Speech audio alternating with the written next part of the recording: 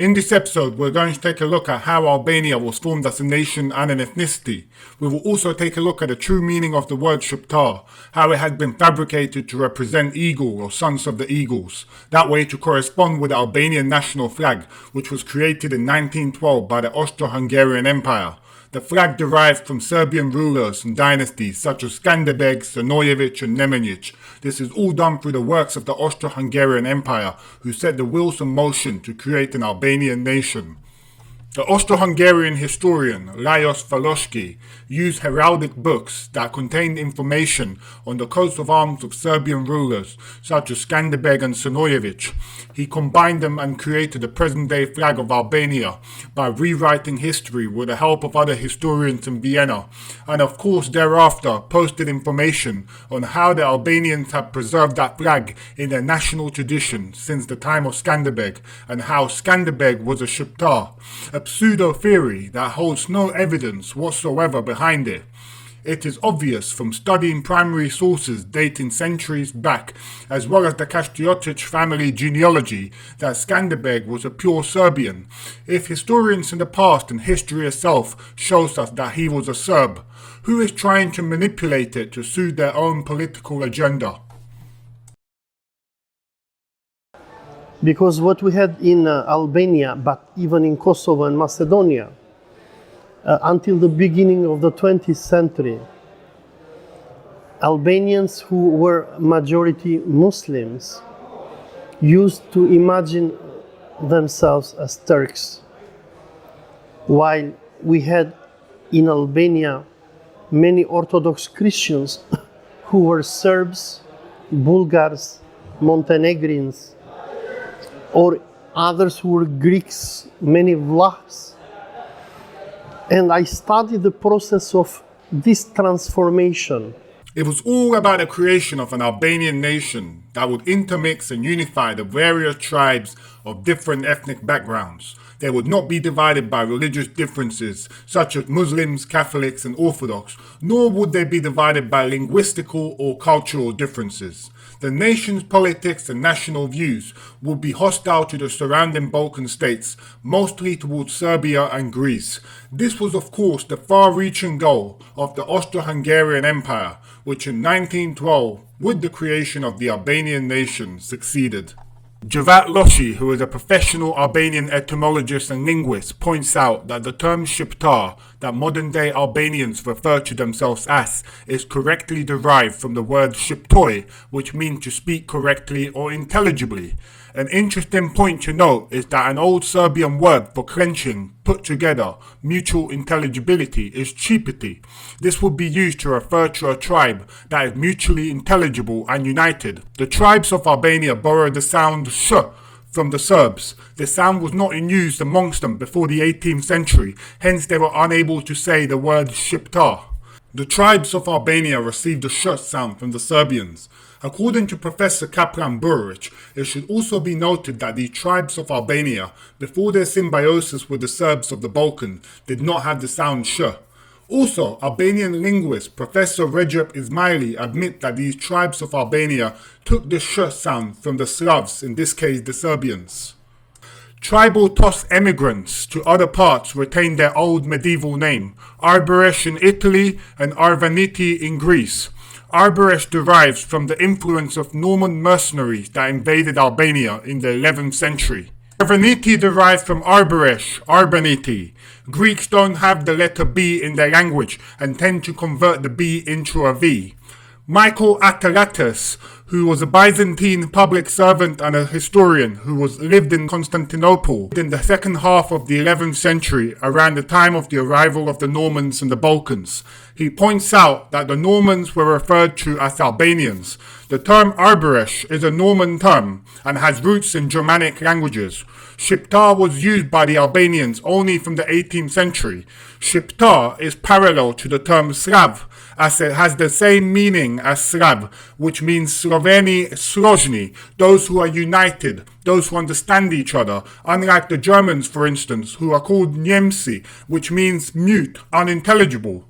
This obviously means that initially all who understood and used the Albanian language were referred to as Shqiptars, which meant mutually intelligible. Once again, Shqiptar is correctly derived from the word Shqiptoi, to speak correctly and mutually intelligible, as Jazexhi pointed out, contrary to popular belief where it's said that the word Shqiptar derived from the word Shqiponia, meaning eagle, makes no scientific sense. Coincidentally, the term Shqiptar became prominent when national consciousness arose. Therefore, it links it with the Austro-Hungarian machinery that created the Albanian nation. Who is Teodora Toleva and how did she come up with the idea to scientifically deal with the formation of the Albanian nation? Teodora Toleva, born in 1968, died in 2011, was a top polyglot, spoke more than 7 languages. She spoke French, English, German, Spanish, Portuguese, Russian and Italian. She studied history and theology at Sofia University, was educated in Barcelona and Paris. Teodora Toleva completed the French language gymnasium, Alphonse de Lamartine in Sofia. She also graduated in Balkanistics at the American University in Blagoevgrad, Bulgaria. This book is a true example of how objectively, without prejudice, displays a full picture of a historical phenomenon that is created. Using primary sources and undisputable evidence, it will be a template for all future researchers, not only on the phenomenon of the emergence of the Albanian nation, but also other historically significant phenomena. This is her doctoral dissertation, which formed the basis of this book. Previously, Toleva did not deal with the Albanian issue, but the main field of her interest was the genocide against the Armenians, as well as the issue of Macedonia. Teodora Toleva's friends state that there are insinuations that her death is indeed a liquidation due to the themes of her research. Just before her death, Teodora complained and sought protection from her friends. She always felt like her life was in danger due to the strange events and people that surrounded her at the time. At the beginning of her research, Teodora's father was killed in Bulgaria with a rifle. He was a businessman in the telecommunication field, and her doctoral dissertation, titled To My Father, was dedicated to him. The first edition of the book to be published was in Spanish, in which she conveyed factographically all 10 chapters that explain her vision of the genesis and development of the Albanian nation in the late 19th and early 20th centuries. The Bulgarian editing house Siela published her work in Bulgarian posthumously, and a German translation of this work was also published in December 2013. Modern history usually implies that the Albanian nation existed even prior to the 19th century and is a continuation of the Illyrians from the classical era. This is supported by the works of Stavros Skendi, Peter Bartel, Hans Dieter Schandl and others. Unfortunately, for those that support this theory, have no primary evidence to back this up with. However, looking at Teodora Toleva's work, we see a whole different picture. We see that the basis of her thesis is that Vienna did whatever was possible to homogenize different various tribes and clans of different ethnic backgrounds, which in the second half of the 19th century, according to primary sources, Albanians did not have a developed national consciousness but were amorphic and dispersed. Hence, the Vienna diplomacy actively helped to create the Albanian language, Albanian nationalistic publications, and the development of journalism and education. The motives of the Austro-Hungarian Empire were to prevent the spreading of the influence of rival Serbia and Italy, and indirectly by preventing the Serbs to hamper the spreading of the Russians to the Mediterranean Sea. Catholic Church played a role, but mainly it was the Catholic Austro-Hungarian Empire, who after the Congress of Berlin, the Russo-Turkish War of 1877 and the Berlin Congress of 1878, who started a project to turn these Muslims who were living in the Turkish vilayets of Kosovo, Shkodra, Manastir, Yanina, to turn them into different from the Turks. The idea of the Austro-Hungarians was that Turkey now is becoming weak and Austro-Hungarians start to plan to invade the western provinces of Turkey in Europe. Austro-Hungarians, as the Serbian public know, they were very anti-Slavic, anti-Russian and anti-Serbian. And they didn't want that in a case when Turkey was going to be defeated, Serbia to invade these Turkish provinces and to come into the Adriatic Sea. Toleva entered the Vienna Royal Archives for the first time in 1999 in order to gather data from the archive documentation around the Macedonian issue. Searching for documents regarding this, completely by chance someday, she discovered in one of the archive drawers the never before published memorandum on 4 conferences that held place at the Vienna court in 1896 regarding the plans of creating the Albanian nation. Vienna had to take concrete steps in creating the Albanian national awareness, since the mass of the mutually opposed Albanian tribes were not unified, neither linguistically, nor religiously, nor ethnically. They did not have a normed alphabet. There were only several schools. There was no literature, nor press. In a word, they did not have any personal identity, nor did they desire to create one. Teodora Toleva's work had been verified by many historians throughout the world. Dr. Augusti Colomine's companions held her work in high regard. A committee was held to review her work scientifically. The committee was chaired by Joseph Termes, who died exactly 1 month before Teodora on September 9, 2011. The commission was also presented with a review by Professor Dr. L. Hobolt from the University of Vienna. The members of the commission were Dr. Montserrat Gibernau of Queen Mary University of London, Professor Dr. Juan Suau, Dr. Enrico Leave from the University of Rovira and Virgili in Tarragona, and Dr. Edward Viniamata from the Catalan Free University. Therefore, this paper has undeniable scientific verification. This was amongst the first to be understood by the Austrians themselves, so the book was first translated into the German language. The formation of the Albanian nation was a long process which began considerably later than what was the case with other nations in the Balkans. Some historiographical works attach great importance to certain events, for example the meetings of the Albanian League in Prizren. However, this process took place under foreign influence. One of the great European powers which actively affected this process in the 19th and 20th century was the Austro-Hungarian Empire.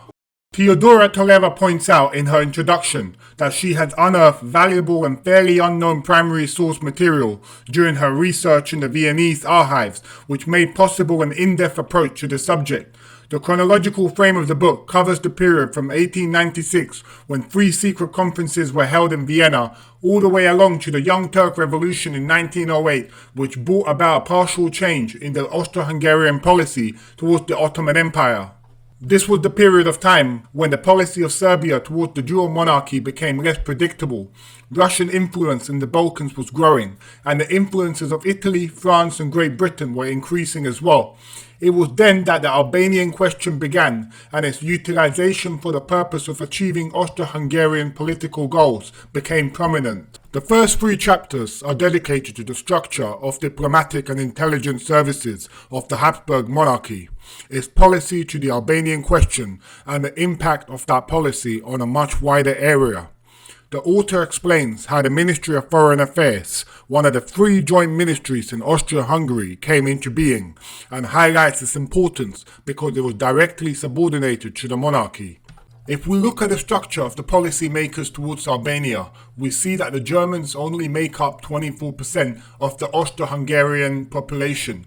However, the Germans make up over 56% in the Ministry of Foreign Affairs, which is quite remarkable. Apart from Benjamin Von Kallay, there were no Hungarians at the secret conferences, and the main players were von Horowitz, Baron von Zwijdenek, Baron von Baum, Consul General Schmucker. The secret conferences were chaired by Count Goluchowski, who was Polish. The Austrian Emperor himself was involved in all the actions. Toleva states that Francis Joseph acted more with his prejudices than his own interests. This led to the emperor failing to adequately defend the empire and began to act in the direction of a downfall. The significance of these meetings and the Albanian question in general was indicated by the involvement of the 2 most prominent officials, the Minister of Foreign Affairs Count Goluchowski and the Minister of Finance Benjamin Von Kallay, who was well versed in Balkan affairs. Benjamin Von Kallay, who was the colonial administrator of Bosnia, worked on 2 projects. Number 1, to create a Bosnian Islam, to divide Bosniaks from the Sultan in Istanbul. And the other plan was to convince the Bosniaks that they are not Slavic Muslims, but they're Illyrians or Bogomils. The ministry comprised of a network of diplomatic legations, consulates and vice-consulates, which often recruited a large number of agents in their respective areas in order to collect important information that would aid them in creating the Albanian nation, language and ethnicity. Toleva highlights the importance of the 1896 secret conferences that were intended to organize Austro-Hungary's political activities amongst the various tribes and ethnic groups of Albania. Chapter 1, which is called the Organization of Foreign Policy, explains the structure and organization of the Austro-Hungarian Ministry of Foreign Affairs. We see within the structure that the Vatican Council is involved and liaises with the ministry as well as the German, Oriental and other councils, especially in the project of creating the Albanian nation. The purpose of this chapter is to show that the tradition in the empire's foreign policy and its organization of the secret conferences work in the sense of real management. Teodora Toleva explained the structure, the functions and the prerogatives of the Ministry of Foreign Affairs. They all work systematically together to help bring about the aim and accomplish missions, such as in this case the creation of the Albanian nation, ethnicity and language. Geopolitically, the Austro-Hungarian Empire was a continental force allied with the Germans and Russians. However, in the period after the occupation of Bosnia, we see that this action was also directed against both Russia and Serbia, but also against Italy. The memorandum on Albania showed how serious Austro-Hungary was about creating the Albanian nation. The resolutions made in these meetings were evident of that. This document consisted of contributions made by a number of people, and it was finally compiled by Baron von Zwijdenek. The memorandum had not been used much in historiography, and is something that all researchers should investigate further. The memorandum on Albania was not favorable to the Ottoman Empire. Zwijdenek considered the dissolution of the Ottoman Empire inevitable. The formation of an Albanian principality under Austro-Hungarian Protectorate was considered to be the future. This was the only means of preventing Serbia from partitioning and gaining the Ottoman territory. Count Doluhovsky instructed Baron von Zwijdenek and Consul General Schmucker to carry out a thorough analysis of the situation and overall relations in Albania with the main aim of forming an independent principality under the Austro-Hungarian Protectorate. Their task would involve collecting information on tribes and their ethnicities, noting all the cultural, linguistical and religious differences. Rappaport was to deal with examining all the written scripts in Albania. All this information was used to artificially create the Albanian nation. The memorandum on Albania envisaged an active propaganda in certain areas. It defines the territories in which the Austro-Hungarian Empire could intervene to realize its plans. The limit of actions were between Montenegro, Bosnia and Serbia in the north, the Adriatic Sea in the west, Preveza, Ionina, Agiro Castro and Castoria in the south, and Pristina and Ohrid in the east. The foundation for the dream of the Greater Albania is therefore laid out. Zwijdenek noted that the Albanian population was divided into various tribes of different ethnicities, who spoke in dialects that were so different that they could not understand one another. And a few of the literate people used various different alphabets that differed enormously. The various tribes of Albania were frequently engaged in mutual conflict and blood feuds. They were divided into Muslims, Orthodox and Roman Catholics. One of the most difficult and important activities that the Habsburg monarchy had was to combine the scattered tribes of Albania that had no ties among themselves due to the terrain, severe climatic conditions and lack of infrastructure. Moreover, the tribes feuded with each other and practiced blood feud. Their union was very hard to achieve. Most were done under the threat of severe penalties by the authorities. Considering the fact that initial contacts have already been established, it was necessary to maintain complete trust and manipulate the hopes of local leaders. Maintaining good relations was a critical requirement, otherwise it could infuriate the leaders and tribal confrontations would start all over again. Chapter 2 is especially significant, which is called the Plan on Albania. Toleva explicitly wrote about the suppression of the impact of Serbia. This was one of the main elements of the memorandum, which was comprised by the 4 secret conferences. Chapter 2 also notes that it was irrational to start a project of building a nation, as this was a difficult task, in contrast with the military manner of thinking. The tribal way of life and local interest of these various tribes suppressed the sense of common ethnic origin. Toleva states that Benjamin Von Kallay played a great role in the shaping of the memorandum. He believed that Serbia was only able to expand its territory in the south and only in the area up to Novi Pazar. In his view, a sufficient compensation for its renouncement of the territory of Bosnia and Herzegovina.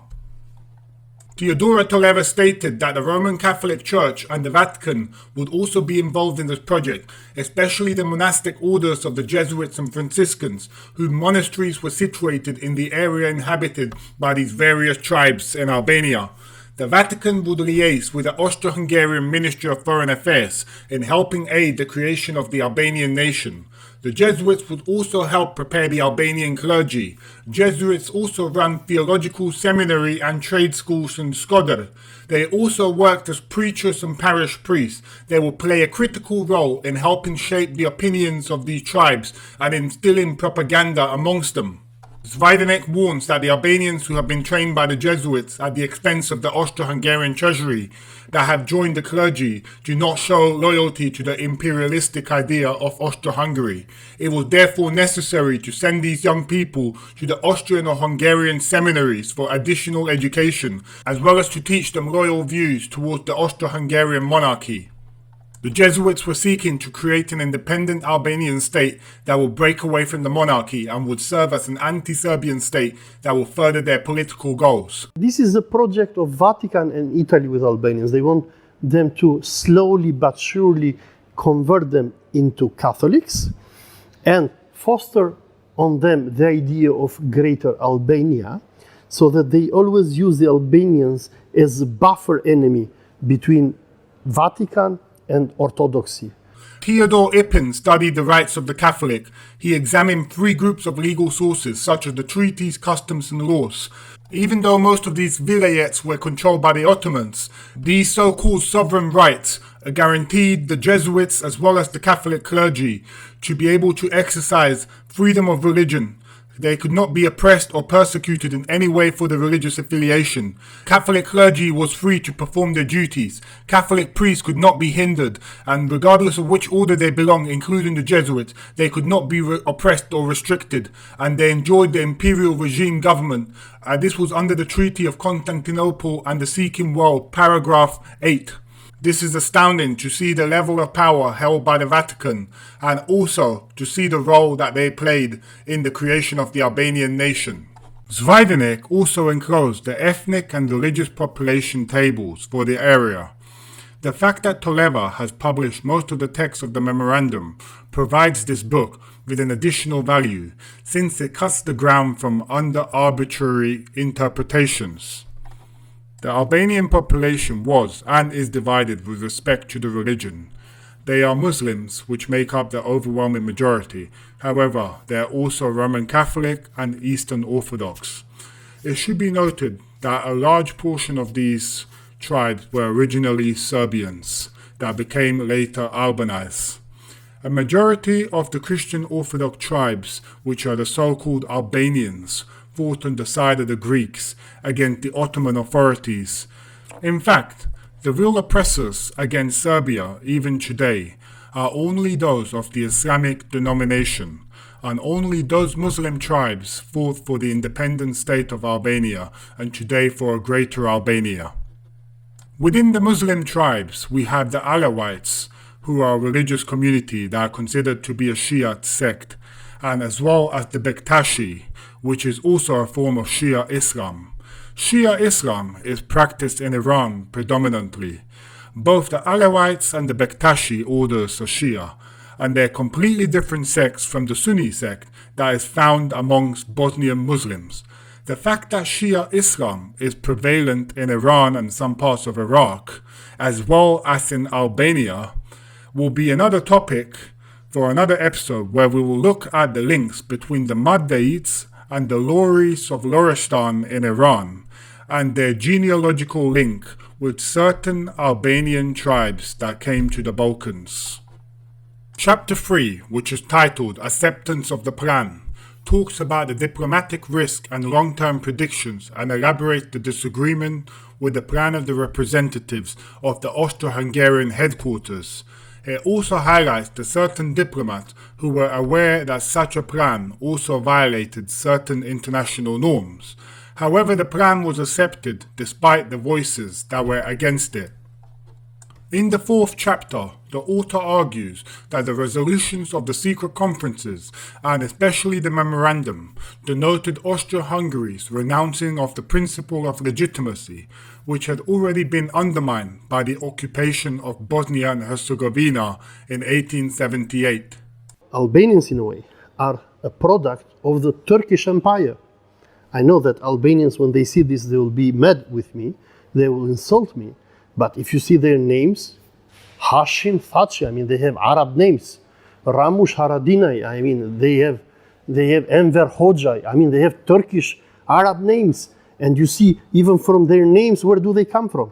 It also discusses how the Austro-Hungarian consulates managed to convince and set the so-called Albanian tribes upon the Turkish authorities to drive them out. It must not be forgotten that the Ottoman officials did not have high opinions about the robberies that were being committed by various clans that were situated in the region of the Prokletija Mountains. The Austro-Hungarian diplomacy had no confidence in the allegedly friendly ties with the Ottoman Empire and the Italian government. Therefore, it was intent on gaining the Muslim tribes in Albania by guaranteeing their rights. Italy exercised its influence through the Roman Catholic priests that were running the Pontifical College in Shqiptar. The Italian influence in Albania was to be suppressed by educating these tribes in the Albanian language and alphabet, which was created by the Austro-Hungarians. In Chapter 5, Toleva explained the establishment of connections of the Austro-Hungarian consul with the leaders of the Muslim tribes in Albania. What was the role of Roman Catholicism and Roman Catholic Albanians throughout this project, given that Vienna was the patron saint of Roman Catholicism in the Balkans? Austro-Hungarians used two weapons to brainwash the Croats and to make them enemies with Serbs.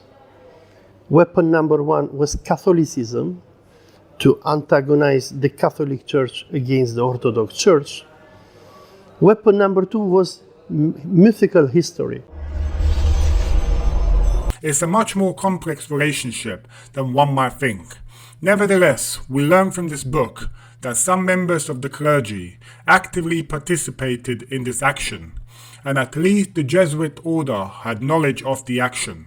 The main leaders of the Catholic Medita tribe after 1908 assumed a pro-Italian position. However, they received money from Vienna, still it seems to remain silent until 1911. The main role in cooperation with Vienna was played by the Muslim tribes.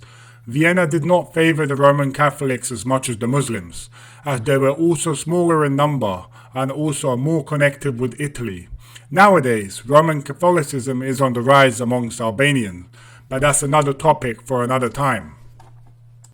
Ibrahim or Peto Rugova, he was not an idiot and he knew what he was doing. This is an imperialist project which aims in a way to, number one, de-Islamize the Albanians, make them like Ibrahim Rugova, who was an agent of Vatican and Opus Dei and who abandoned his religion and even changed his name before dying, becoming Peto Rugova. Chapter 6 talks of the protection of religious confession.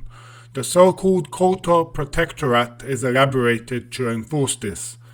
The fifth chapter also deals with the uprising of the Mediti tribe in 1897 and the peaceful liquidation of that rebellion by the Austro-Hungarians, who managed not to let it escalate further. The reports about these events were sent by the Albanologist and Austro-Hungarian diplomat Theodor Ippen, who was based at the Austro-Hungarian consulate in Skadar. These reports contained information about the creation of important educational centers that would create future propaganda amongst the Muslim tribes. In his opinion, new consulates should be opened in Berat and Tirana. Teodora Toleva explains, on the basis of numerous sources, how the consulates created a network of confidential agents through the agency of which they exerted influence in the field and obtained information about the Albanian tribes, which were then forwarded to Vienna.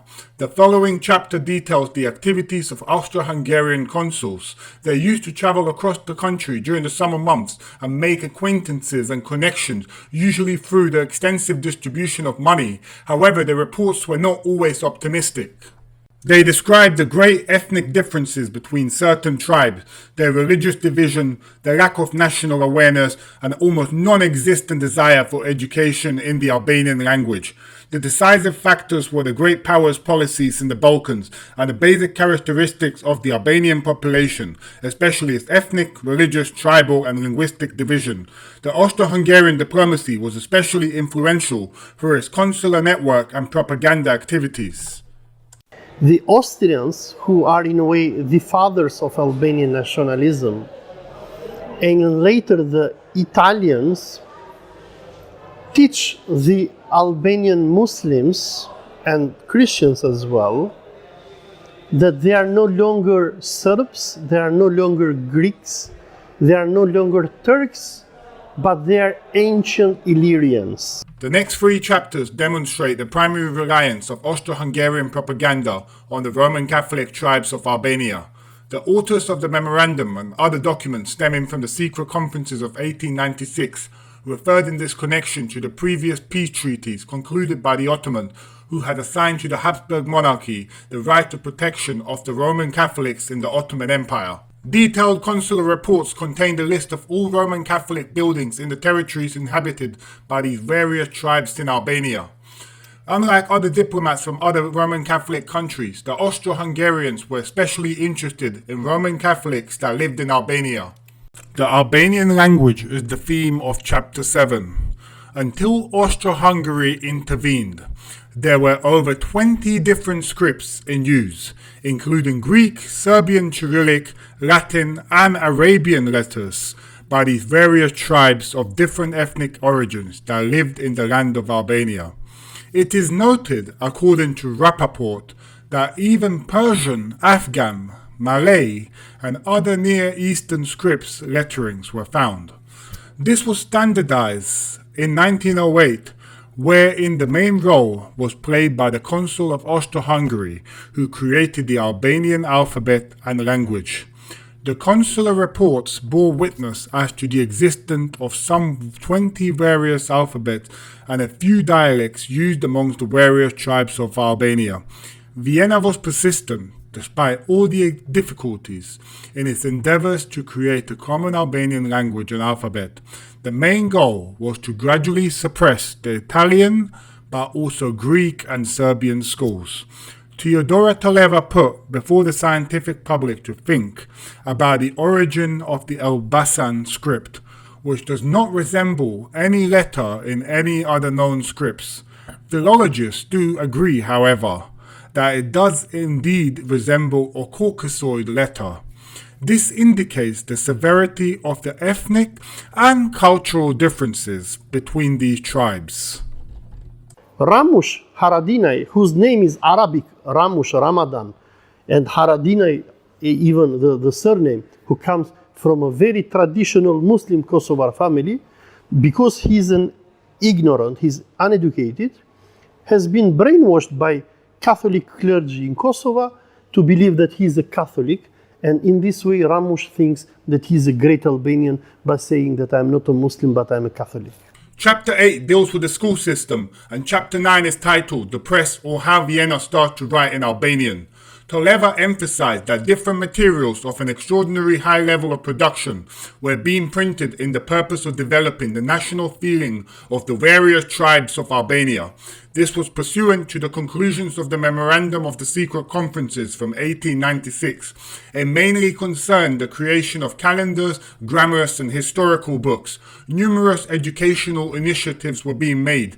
The supposed pseudo-Illyrian origin was being manufactured to generate a feeling of indigenous origin. Vienna paid special attention to the unification of the Albanian language as it accelerated the process of creating an Albanian nation. The letter that Albanians still use today was accepted at the 1908 Congress in Bitola. The crucial role in this was played by the Austro-Hungarian consulate. Likewise, Vienna had been working hard to create literary texts, history books, calendars, grammar, and all of this was printed in Austro-Hungary. At every step, the Albanian language propaganda and promotion were carried out before Albania was even formed as an official state in 1912. The 10th chapter also discusses the importance of press and the idea of launching a newspaper in the Albanian language. The newspaper, which was known as Albania, was published in Brussels in Belgium and edited by the Albanian emigrant Faik Bey Konisa. However, the articles about Albanian history and folk literature that were published in this newspaper were written in Vienna. Faik Bey himself had to seek approval from Vienna before publishing any material. This was to ensure that the right propaganda was being carried out in order to carry out the Austro-Hungarian plans of creating a nation and an ethnicity. The low level of literacy of the Albanian population made its newspaper publication fail in reaching its objectives. It is noted that only 2% of Albanians could read or write. The conclusion reiterates the most important findings of the study and points out that the facts that shape the unique development of the Albanian nation. In the last chapter, chapter 10, Toleva clarified the role of the Roman Catholic Monsignor Primo Doci from the parish of St. Alexander, who had a plan to create a North Albanian dukedom wherein the main role would be played by the Medita tribe. The use of religious factor for propaganda purposes, the establishment of a network of agents, as well as the effect of bribery, were reflected in the interesting example of Monsignor Primo Doci, who also spread Austro-Hungarian propaganda among the Medita tribe, especially through literary works. Toleva also enclosed a whole series of never-before-published documents which support her thesis that the Albanian national renaissance actually started from the geopolitical motive of the Austro-Hungarian Empire. She stated that there was an Albanian committee both in Bucharest, Romania and Sofia, Bulgaria, and she referred especially to the establishment of Albanian schools in Italy and Italian ones in Albania. The author suggests that the Albanian population in the late 19th and early 20th century had not formed the nation as of yet. At the end of the book, there are appendices such as consular reports, ethnographic maps and tables, which show religious and ethnic composition of the regions where these tribes populated in Albania. Teodora Toleva's book is a new and extremely useful contribution to the historiography on the Albanian question and therefore Balkan history as a whole. It completely changes the Albanian historical narrative that is propagated today. Founded on numerous first-hand, mostly unpublished and Vienna-based sources, which are frequently reproduced in the text, it sheds light on the seriousness with which Austro-Hungary approached the Albanian issue as part of its plan for establishing control over the Balkan Peninsula. In the conclusion of her book, Toleva also cited other geopolitical circumstances. For instance, she said that Germany did not take part in these Austrian actions, but that it was fond of the Albanians for their geopolitical reasons, while the Bektashi order supported the Young Turk Revolution.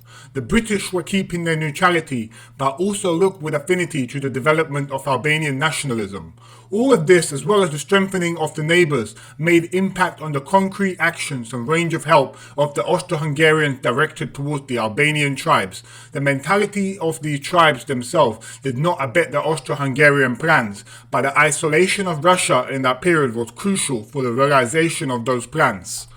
Toleva concluded, after thorough studying of the archives, we may claim that at the beginning of the 20th century, the Albanian population did not still represent a formed nation. The ethnical groups in Albania live isolated. They do not have any connections between themselves except when fighting.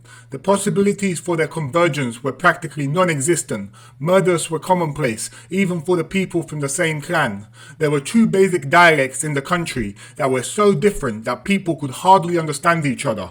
There was no unique literary language, but more than 20 different manners of writing in local dialects. The coefficient of literacy did not even exceed 2%. The population belonged to three religious confessions, Muslims, Orthodox and Catholics. The Albanians did not have any national awareness, they did not have any general interest, they did not express any solidarity, and they did not develop in the direction of waking a national feeling.